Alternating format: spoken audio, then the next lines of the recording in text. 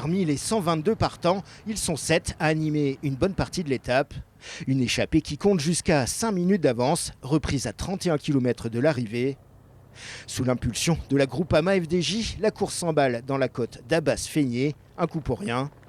Le Bon Coup, lui, part dans la foulée avec à nouveau 7 hommes en tête. Le plus gros collectif, celui de Décathlon AG2R La Mondiale, est piégé.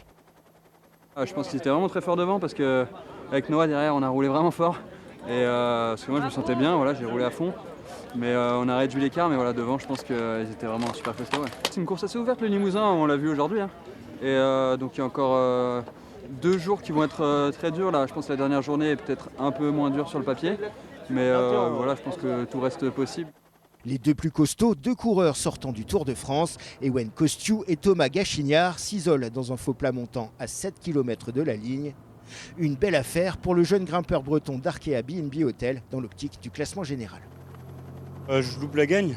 Après, voilà, fallait que je maintienne un gros rythme quand même sur la fin pour le général.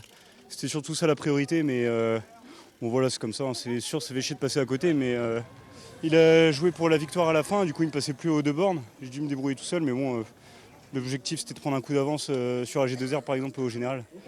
Car pour l'étape, pas photo, le meilleur au sprint, c'est bien le de Sévrien Thomas Gachignard, tout juste 25 ans, qui signe sa première victoire en pro et enfile le maillot jaune. Je réalise pas trop, je suis super content. J'ai joué à la fin et je me suis dit c'est tout double, soit ça rentre ou soit j'attends. Et au sprint, je pensais pas et au final ça l'a fait. Donc un grand merci à toute l'équipe, tous les gars, on était très forts. Ça a fait une super journée et puis voilà, je suis content. 3e, Alexandre Delettre complète l'étape idéale de l'équipe Total Energy. La suite, ce sera demain en Périgord.